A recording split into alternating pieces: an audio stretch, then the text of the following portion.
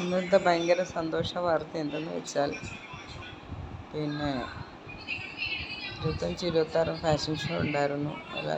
നല്ല പ്രാക്ടീസായിരുന്നു. നാളെ രാത്രിയിലായിരിക്കും ഷോ.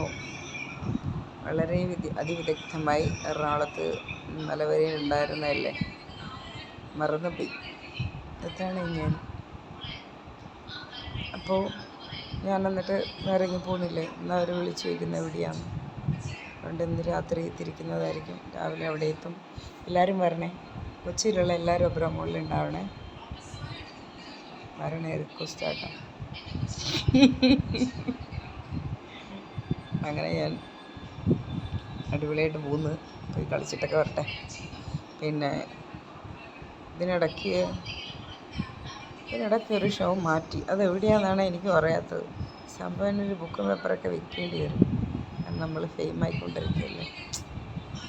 പിന്നെ തള്ളിമറിക്കുന്നതല്ല, തള്ളിപ്പോകുന്നതാണ്. എന്ത് ചെയ്യാനെന്ന് എനിക്ക് അറിഞ്ഞുകൂടാ.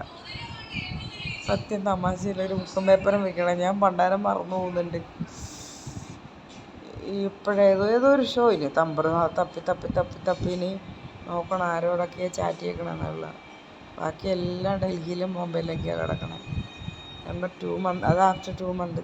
ഞാൻ പറഞ്ഞ ആഫ്റ്റർ 2 മന്ത് അത് കഴിഞ്ഞ് ഞാൻ പറയാം. അതുവരെ വെരി വെരി ബിസി എന്ന് പറഞ്ഞു. നിങ്ങൾക്കറിയാം, ഞാൻ അക്കാഡമിയിൽ എനിക്ക് റെക്കോർഡ് സബ്മിഷൻ കിടക്കുന്നത്, ഞാൻ പഠിക്കാൻ കിടക്കുന്നതൊന്നും അറിയില്ലല്ലോ. അവർക്ക് അവിടെ ഇരുന്നുകൊണ്ട് വിളിച്ചാൽ മതിയല്ലോ. ഇൻ്റർനാഷണലൊക്കെയാണ് കളിക്കാൻ നമ്മൾ ഫാഷൻ ഷോ ചെയ്യാൻ പോകുന്നത്. പോയിട്ടൊക്കെ വരട്ടെ.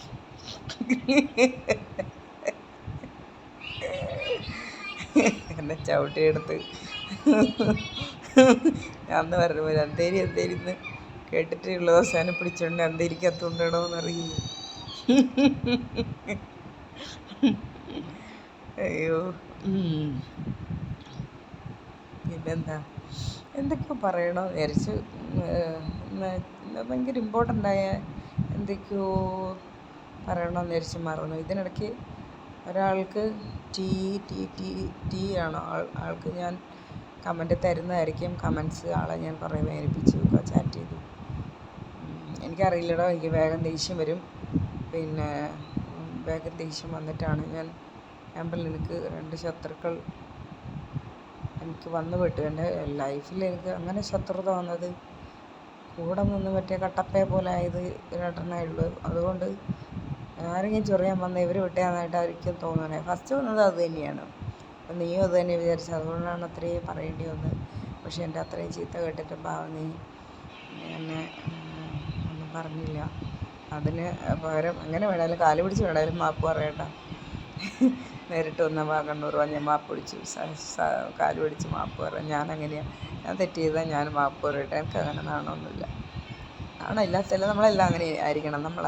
ഒരാളെ വിഷമിപ്പിച്ച് കഴിഞ്ഞാൽ ആളോട് മാപ്പ് ചോദിക്കുന്നുണ്ട് ഒരു പ്രശ്നമില്ല, സോറി ചോദിക്കുന്നുണ്ട് ഒരു പ്രശ്നമില്ല.